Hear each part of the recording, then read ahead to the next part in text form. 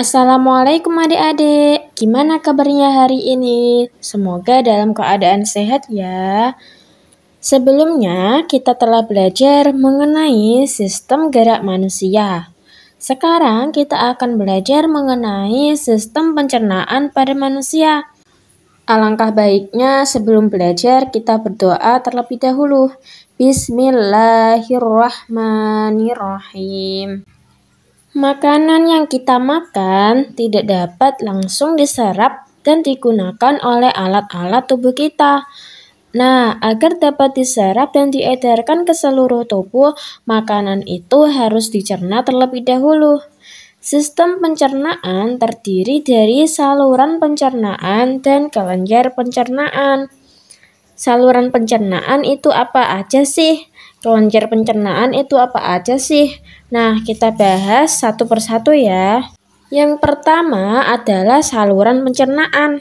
Saluran pencernaan terdiri atas organ-organ yang pertama dari mulut, kemudian menuju ke faring, kemudian menuju ke kerongkongan, ke lambung, usus halus, usus besar, kemudian anus. Nah, yang pertama pada mulut. Di dalam mulut terdapat gigi, lidah, dan kelenjar air liur sehingga di dalam mulut terjadi pencernaan secara mekanis dan kimiawi. Oke, kita bahas apa aja sih yang ada di mulut. Yang pertama itu ada gigi. Gigi terbentuk dari tulang gigi yang disebut dentin. Gigi manusia itu ada 3 macam. Yang pertama, gigi seri yang fungsinya untuk memotong makanan. Yang kedua, gigi taring yang fungsinya untuk mengoyak makanan. Yang terakhir adalah gigi geraham yang fungsinya untuk mengunyah makanan. Manusia mula-mula mempunyai seperangkat gigi susu yang jumlahnya 20 buah. Kemudian dengan seiringnya pertumbuhan dan perkembangan tubuh, gigi susu diganti dengan gigi tetap dan ditambah 12 geraham belakang sehingga jumlah gigi manusia dewasa menjadi 32 buah. Nah, itu tadi bagian mulut. Yang pertama adalah gigi. Kemudian yang kedua, bagian mulut adalah lidah. Lidah berguna untuk membantu mengatur letak makanan di dalam mulut dan mendorong makanan masuk ke kerongkongan. Selain itu, lidah berfungsi untuk mengecap atau merasakan makanan. Pada lidah, terdapat daerah-daerah yang lebih peka terhadap rasa tertentu, seperti asin, manis, asam, dan pahit. Kemudian di dalam mulut ada juga yang namanya kelenjar air liur. Kelenjar air liur menghasilkan air liur. Nah, air liur mengandung air, lendir, garam, dan enzim petialin. Enzim petialin sendiri fungsinya untuk mengubah amilo menjadi gula, yaitu maltosa dan glukosa. Nah, itu tadi merupakan bagian saluran pencernaan yang pertama, yaitu mulut. Setelah mulut, saluran pencernaan menuju ke faring. Setelah melalui rongga mulut, makanan masuk ke dalam faring. Faring adalah saluran yang memanjang dari bagian belakang rongga mulut sampai ke permukaan kerongkongan. Pada pangkal faring terdapat katup pernafasan, yaitu epiglotis, yang fungsinya untuk menutup ujung saluran pernafasan atau laring agar makanan itu tidak masuk ke dalam saluran pernafasan. Nah, setelah menuju ke faring, makanan akan masuk ke kerongkongan. Kerongkongan merupakan suatu organ berbentuk tabung lurus yang panjangnya sekitar 20 cm. Di kerongkongan, makanan tidak mengalami pencernaan. Makanan akan masuk ke dalam lambung karena adanya gerak peristaltik. Nah, gerak peristaltik terjadi karena otot kerongkongan berkontraksi, sehingga menimbulkan gerakan meremas yang mendorong makanan masuk ke dalam lambung. Setelah makanan masuk ke kerongkongan, makanan akan menuju ke lambung. Lambung itu terletak di rongga perut sebelah kiri di bawah sekat rongga badan. Lambung merupakan kantong besar yang dindingnya bersifat elastis sehingga dapat diregangkan untuk menampung makanan. Di dalam lambung terjadi proses pencernaan makanan secara mekanis dan kimiawi. Pencernaan secara mekanis berlangsung dengan kontraksi otot lambung yang mengaduk makanan dengan gerak peristaltik. Pencernaan secara kimiawi berlangsung ketika makanan yang diaduk bercampur dengan getah lambung. Nah, adapun getah lambung itu mengandung 3 zat. Kita bisa menyingkatnya dengan PR Mbak Klora. P itu enzim pepsin, R itu enzim renin, klora itu asam klorida. Nah, dengan singkatan tersebut kita bisa mengingatnya ya. Yang pertama kita bahas enzim pepsin. Enzim pepsin itu fungsinya menguraikan protein menjadi peptan. Sedangkan enzim renin fungsinya mengendapkan kasein atau protein susu. Yang terakhir, asam klorida fungsinya untuk membunuh bakteri yang terdapat pada makanan. Nah, setelah makanan masuk ke lambung, kemudian makanan akan masuk ke usus halus. Usus halus memiliki 3 jenis. Yang pertama, usus 12 jari atau duodenum. Yang kedua, usus kosong atau jejunum.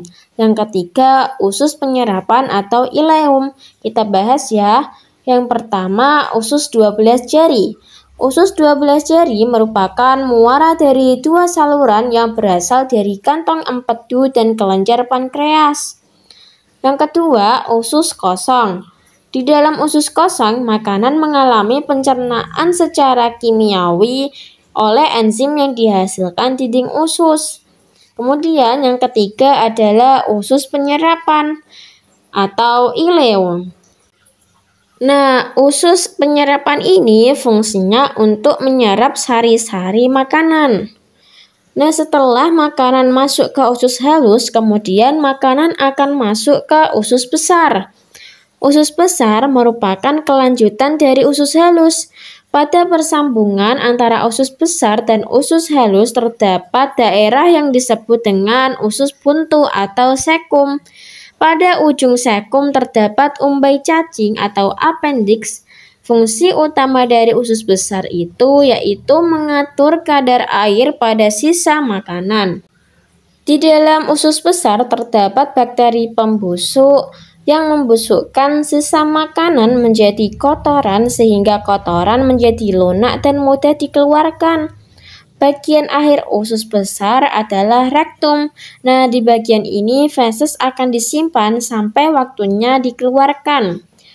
Setelah makanan masuk ke usus besar, kemudian akan dikeluarkan oleh anus. Nah, anus sendiri merupakan muara akhir dari saluran pencernaan yang berupa lubang pelepasan sisa-sisa makanan. Itu tadi merupakan penjelasan mengenai saluran pencernaan. Nah, kemudian kita akan membahas ke pembahasan yang kedua mengenai kelenjar pencernaan. Kelenjar pencernaan berfungsi menghasilkan enzim-enzim pencernaan. Kelenjar pencernaan sendiri ada 2 ya adik-adik. Yang pertama heti, yang kedua pankreas. Yang pertama heti. Heti merupakan kelenjar terbesar dalam tubuh manusia. Heti menghasilkan cairan empedu yang mengandung garam empedu, pigmen empedu, air, kolesterol, dan lesitin. Empedu fungsinya untuk mengemulsikan lemak atau memecah molekul lemak menjadi butiran-butiran yang lebih halus sehingga mudah dicerna. Kemudian yang kedua adalah pankreas. Pankreas terletak di bawah lambung dan menghasilkan getah pankreas.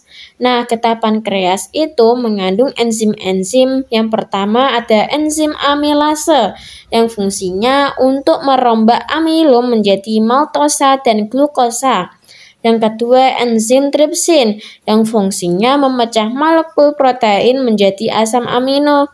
Yang ketiga enzim lipase yang fungsinya memecah lemak menjadi asam lemak dan gliserol.